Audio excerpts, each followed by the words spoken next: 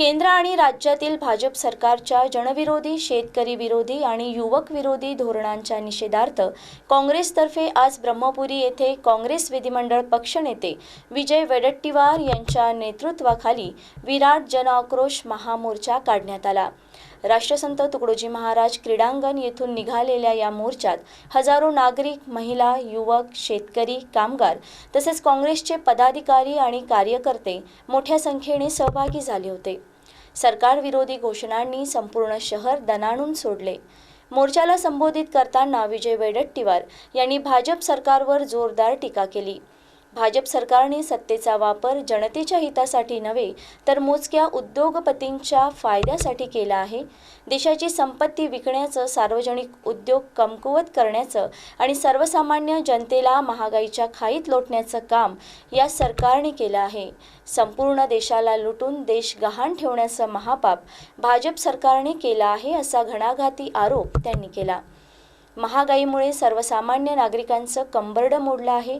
बेरोजगारीमुळे युवकांचं भविष्य अंधारात गेलं आहे, तर शेतकरी कर्जाच्या ओझ्याखाली दबला असून महिलांच्या सुरक्षेचे प्रश्न अधिक गंभीर बनले आहे।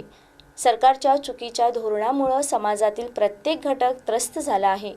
राज्यातील शिक्षण व्यवस्थेवर टीका करताना त्यांनी हजारो शाळा बंद करण्याच्या निर्णयामुळे विद्यार्थ्यांचं भविष्य धोक्यात आल्याचं सांगितलं। एकीकडे महिलांना आर्थिक मदतीचे आश्वासन देत असताना दुसरीकडे स्मार्ट मीटरच्या माध्यमातून जनतेची आर्थिक लूट सुरू असल्याचा आरोपही त्यांनी केला।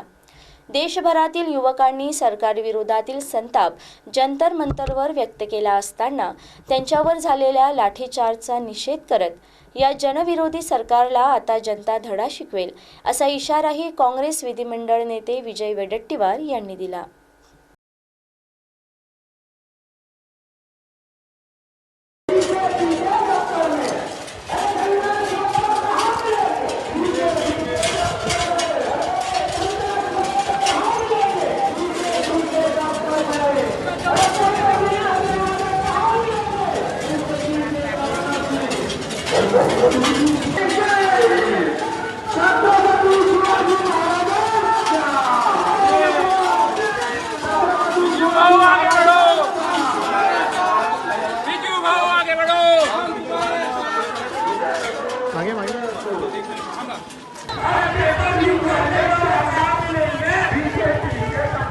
सामान्य नागरिकांना, सामान्य जनतेला जगणे कठीण करून टाकलं आहे। यामुळं शेतकरी, शेतमजूर सर्व माझे बांधव या मोर्चामध्ये सहभागी झाले आहेत।